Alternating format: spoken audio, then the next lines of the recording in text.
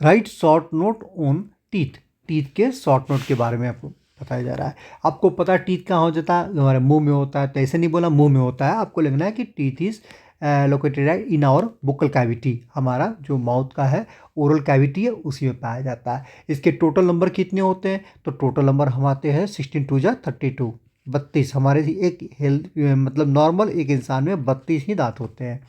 अब 32 का डिस्ट्रीब्यूशन, ये जो डायग्राम दिया हुआ है ये आपका नीचे का जॉ का समझ लिया है, ऊपर का जॉ का समझ लीजिए, मतलब एक तरफ का ही जॉ का दिया है। मतलब यहाँ टोटल 16 काउंट करेंगे, इसको ऊपर वाले को 16 + 16 32 ऐसे होगा। तो इसमें पहले हम डिस्ट्रीब्यूशन समझ लेते हैं, बहुत बढ़िया दिया हुआ है। सबसे पहले है मोलर, तो मोलर देखिए कितने होते हैं, 1 2 3, 3 हेयर हो गए और 3 हो गए, 1 2 3, 3 3 6, टोटल से 6 हो गए आपके मोलर। देखिए मोलर्स हो गए कितने, 6। और इसका काम क्या है, ये च्यूइंग और ग्राइंडिंग, ये चबाने और ग्राइंड करने में हमें मदद करता है। नेक्स्ट देखिए इसमें क्या है, pre molar, pre molars count करता हूँ मैं 1 2, और इधर में क्या हो गया 1 2 2 2 4, तो हो गया आपका ये प्री मोलर। तो प्री मोलर का काम क्या हो जाती है, ये च्यूइंग और ग्राइंडिंग ये भी काम करता है, ये भी चबाने और उसको ग्राइंड करने का काम करता है, लेकिन मोस्टली आपका असली काम चबाने का काम मोलर ही करता है।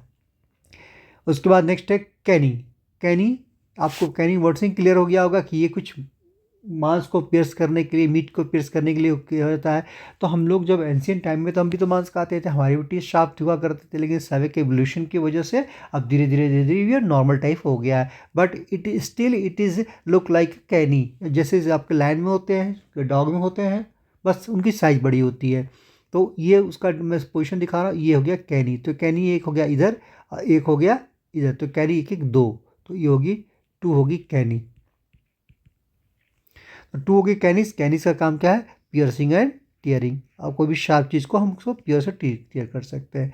और लास्ट है इंसीजर, इंसीजर क्या है, आपकी कटिंग और बाइटिंग, एप्पल खाते हो ना आप इसी से काटते हो, 1 2 3 4, ये 4, तो इसको मैं लिख देता हूँ 4। टोटल देखता हूँ कितना हुआ, 6 4 10, 10 2 12, 12 4 16, तो 16 हो गए आपके नीचे के दांत, तो 16 ऊपर के दांत हो जाएंगे। ये इंसीजर छूट गया था, इंसीजर लिख देता हूँ, इंसीजर, तो ये हो गया। अब इसमें दो चीज़ आपको एक्स्ट्रा चीज़ जानना है कि मिल्क टीथ और विजडम टीथ। आपको सबको पता है ना कि जब आप छोटे बच्चे होते हैं तो उसमें मिल्क टीथ होती है, और फिर धीरे धीरे वो निकल जाते हैं, फॉल कर जाते हैं, फिर नए दांत आ जाते हैं जो परमानेंट होते हैं। और विजडम टीथ क्या होता है, जिसको बुद्धि का दांत बोलते हैं, ये जो लास्ट के जो दांत होते हैं ना इसको विजडम टीथ बोलते हैं। ये किसी में आते हैं किसी में नहीं आते हैं, और इसका ऐसे तो थंब रूल्स है कि ये आपके आ जाएंगे, तो एज ऑफ 18 और इवन लेटर, तो वो ये 18 तक आ जाएंगे, नहीं तो फिर नहीं भी आते किसी किसी में। तो अब तो विजडम टीथ क्या हो गया कि उतना इसका यूज़ भी उतना नहीं, प्रैक्टिकली देखा जाए तो विजडम टीथ को हम यूज़ नहीं करते, हमारा पूरी लाइफ इस मोलर के भरोसे और प्री मोलर के भरोसे ही चलता है। मिल्क टीथ में भी ऐसा हो गया है कि इसको तो कहते तो हैं कि ये आपका 6 to 8 तक में ये निकल जाएगा, बट अब समय इतना बदल गया है, मैंने कई ऐसे एग्जांपल देखे हैं छोटे बच्चों में कि मिल्क टीथ नहीं गिरती है और एक तरह से ये एक प्रॉब्लम क्रिएट कर देती है। तो अब इसका जो भी कारण है तो डॉक्टर ही बता पाएंगे ऐसा क्यों होता है, और गिरता भी तो बहुत लेट से आता है, कुछ बच्चों के दांत गिर जाते हैं वापस कभी आते ही नहीं हैं दांत वहाँ पे, तो ये तो टोटल मेडिकल इशू है। एनीवे, तो आपका ये हुआ शॉर्ट नोट ऑन टीथ, ठीक से इसको पढ़िएगा।